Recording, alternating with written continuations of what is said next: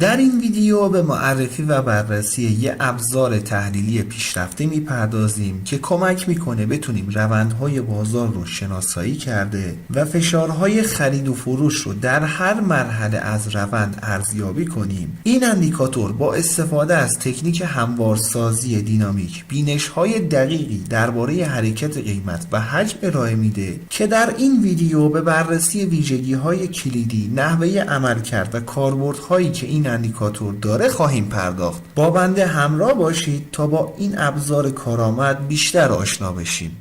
سلام، من علیرضا هستم و اینجا کانال گلدن تریدینگ سیستم. خیلی خوش اومدین به یه ویدیوی دیگه از سری آموزش اندیکاتور و استراتژی های معاملاتی تریدینگ ویو. اندیکاتوری که در تصویر مشاهده میکنید یه ابزار پیروی از روند هست که به محاسبه و نمایش روند فعلی و فشارهای خرید و فروش مرتبط با هر مرحله از روند میپردازه. همچنین سطوح حجم های و لو رو بر اساس نقاط محوری ساختار بازار ترسیم میکنه که به معامله‌گران بینش‌های کلیدی درباره دینامیک قیمت و حجم ارائه میده. علاوه بر این مقادیر، حجم دلتا رو هم اندیکاتور نمایش میده که به معامله‌گران کمک میکنه تعادل فشار خرید و فروش رو در هر روند ارزیابی و در نتیجه ابزاری قدرتمند برای درک سنتیمنت بازار به حساب میاد. از جمله کاربردهایی که اندیکاتور داره میتونیم ازش به عنوان شناسایی روند استفاده کنیم. در تشخیص سیگنال های خرید و فروش مطمئن عملکرد مناسبی رو داره. همچنین با شناسایی نقاط محوری ساختار بازار درک بهتری از حرکات قیمت بهمون ارائه میده. به تمامی جزئیاتی که اشاره شد در ادامه ویدیو به صورت کامل خواهیم پرداخت. برای انداختن اندیکاتور روی چارت باید وارد سربرگ ایندیکیتورز بشیم. در تب سرچ بار عبارت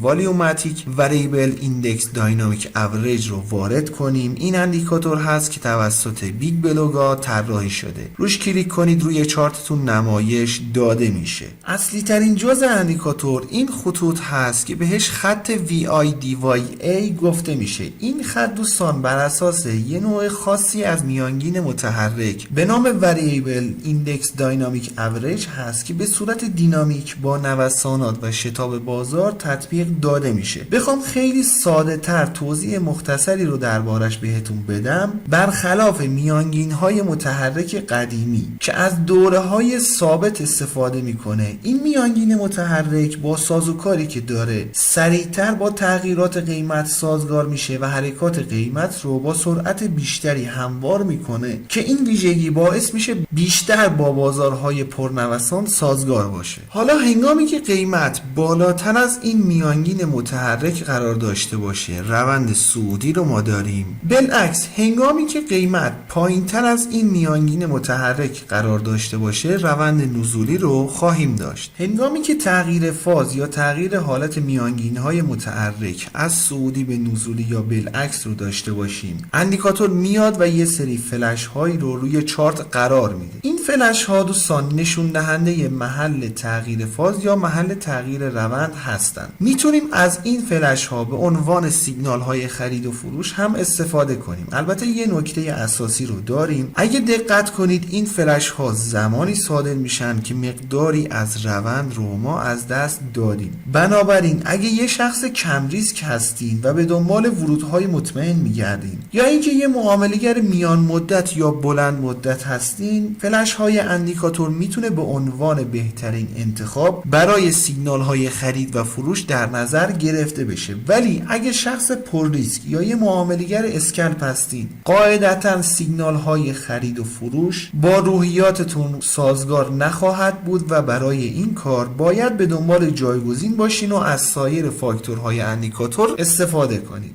یه سری خطوط افقی رو بر روی چارت داریم مشاهده میکنیم. این خطوط رو اندیکاتور بر اساس نقاط محوری ساختار بازار ترسیم میکنه که از دره ها و قله های قیمتی محاسبه میشن. این خطوط رو دوستان اندیکاتور در لایو بازار بازار امتداد میده به سمت جلو تا زمانی که قیمت این خطوط رو بشکنه یا اینکه یه نقطه محوری ساختار بازار در اون روند ظاهر بشه. به خطوطی که در یک روند صعودی مشاهده میشه بهش سطوح حمایت گفته میشه. به خطوطی که در یک روند نزولی مشاهده میکنیم سطوح مقاومت گفته میشه. یه سری اعداد رو در نزدیکی خطوط مشاهده میکنیم. این اعداد دوستان بر اساس فشار خرید و فروش در طول هر روند ارزیابی میشه و به عنوان حجم دلتا نمایش داده میشه. این حجم رو اندیکاتور به صورت لحظه‌ای در کنار قیمت هم نمایش میده که بتونیم نمای سریع و واضح تری از تغییرات حجم داشته باشیم. حالا در یه روند صعودی به خاطر اینکه فشار خریدارها بیشتر از فروشنده ها هست حجم دلتا مثبت نمایش داده میشه. بالعکس مثل این چارت در یک روند نزولی به خاطر اینکه فشار فروشنده ها بیشتر از خریدارها هست حجم دلتا منفی نمایش داده میشه. از این خطوط دوستان میتونید برای درک حرکت های قیمت استفاده کنید، مخصوصا زمانی که یک حمایت یا مقاومت شکسته بشه. شکست این خطوط میتونه یه هشدار از این باشه که روند پرشتابی که داشتیم دچار تغییر شده و ممکنه وارد یه فاز تثبیت یا اصلاحی بشیم. باز از ترکیب خطوط حمایت و مقاومت و حجم دلتا میتونید مناطق حمایتی یا مقاومتی پرپتانسیلی رو شناسایی کنید. به فرض مثال در این روند نزولی چندین نقطه مقاومتی رو ما داشتیم با حجم‌های دلتای مختلف. زمانی که قیمت به این محدوده مقاومتی رسیده اگه حجم دلتاش رو دقت کنید حدوداً منفی 133 بوده که قیمت با برخورد به این محدوده یه واکنش و کند شدن روند صعودی رو داریم مشاهده میکنیم.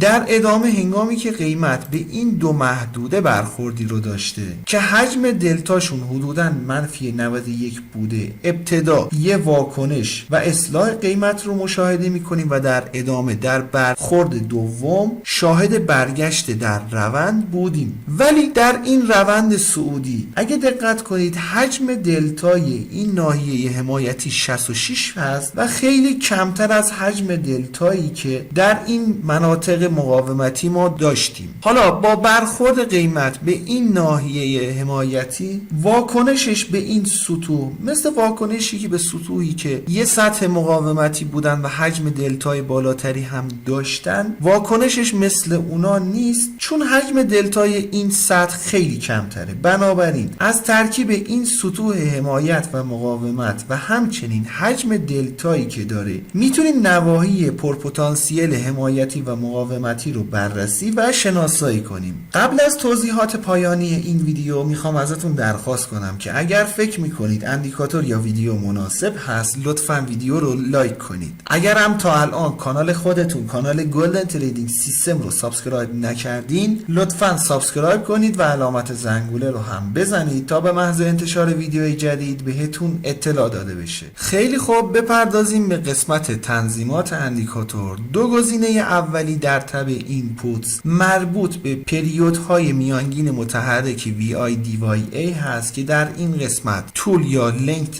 میانگین متحرک و در قسمت بعدی مقدار مومنتومش رو مشخص میکنیم. در گزینه بعدی فاصله باندها رو با قیمت تنظیم میکنیم که ساده تر بخوام بهتون بگم یه ضریبی هست که از ATR گرفته میشه و در خروجی اعداد میانگین متحرک ضرب میشه. در نهایت باعث افزایش یا کاهش فاصله باندها و قیمت میشه. گزینه بعدی هم سورس اندیکاتور هست و در نهایت تنظیمات مربوط به رنگ اندیکاتور رو میتونید در این قسمت انجام بدین. تقریبا تمامی قسمت های مهم اندیکاتور رو توضیح دادیم. دقت داشته باشین دوستان قابلیت های اندیکاتور خیلی بیشتر از این مواردی هست که مطرح شد و به این موارد خلاصه نمیشه. قطعا با ترکیب این اندیکاتور با سایر اندیکاتورها میتونید یه سیستم معاملاتی فوق العاده ای رو پایه‌ریزی کنید. فقط کافیه کمی خلاقیت داشته باشین. انشالله که براتون مفید باشه. رو قله میبینم دوست من.